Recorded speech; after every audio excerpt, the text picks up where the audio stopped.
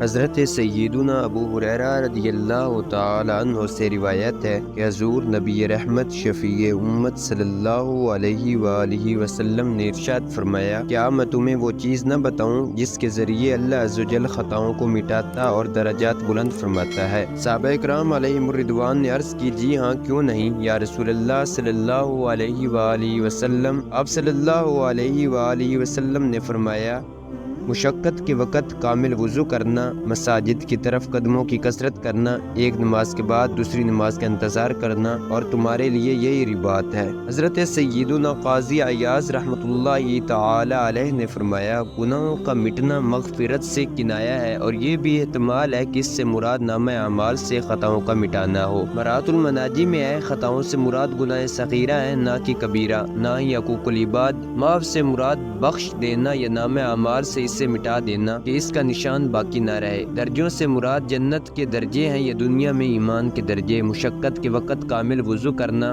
اس سے مراد سردی یا بیماری یا پانی کے گرانے کا زمانہ ہے، یعنی جب وضو مکمل کرنا بھاری ہو تب مکمل کرنا۔ مساجد کی طرف قدموں کی کثرت، اس لیے کہ گھر مسجد سے دور ہو یا قدم قریب قریب ڈالے۔ مطلب یہ ہے کہ ہر وقت نماز مسجد میں پڑھنا، نماز کے علاوہ واز وغیرہ کے لیے بھی مسجد میں حاضری دینا موجب ثواب ہے۔ اس کا یہ مطلب نہیں کہ خواہ مخواہ قریب کی مسجد چھوڑ کر دور جا کر نماز پڑھے۔ مرقات المفاتیح میں ہے، کثرت سے چلنا عام ہے، چاہے مسجد سے گھر کی دوری کے سبب ہو یا پھر چھوٹے چھوٹے قدم چلنے کی وجہ سے ہو، اور مسجد کی طرف جانا چاہے نماز کے لیے ہو یا پھر دیگر عبادات کے لیے، دونوں صورتوں میں ثواب پائے گا۔ دلیل الفالحین میں ہے، نماز کا انتظار کرنا، بجماعت یا منفرد نماز ادا کرنے کے بعد اگلی نماز کے وقت کا یا جماعت کا انتظار کرتا رہے، چاہے مسجد میں بیٹھ کر یا گھر میں یا بازار میں یا کسی اور کام کاج میں مشغول رہے، اور اس کا دل مسجد میں لگا ہو اور اس سے نماز کی فکر ہو، یہی دائمی حضور قلبی ہے۔ اشاعت اللمحات میں ہے، اصل میں دشمنان دین کو اسلامی سرحدوں میں داخل ہونے سے روکنے کے لیے اسلامی سرحدوں کی حفاظت نگہداشت کرنا رباط کہلاتا ہے۔ یوں ہی مسلمانوں کا اسلامی سرحدات پر پہرا دینے کی غرض سے بیٹھنا، اپنے گھوڑوں اور اپنے دلوں کو چوکس رکھنا بھی رباط کہلاتا ہے۔ تو نماز کے انتظار میں مسجد میں بیٹھنا سرحد شیطان پر اور اس کے لشکر کے مقابل بیٹھنے کے مشابہ ہے، تاکہ وہ دخل نہ دے سکے۔ اور رباط کا ایک معنی یہ بھی ہو سکتا ہے کہ یہ فرمان مذکورہ تینوں اعمال کی طرف اشارہ ہو، کیونکہ یہ تینوں اعمال شیطان کی راہ میں رکاوٹ بنتے اور خواہشات نفسانی کو مغلوب کر دیتے ہیں، اسی لیے انہیں رباط کہا گیا ہو۔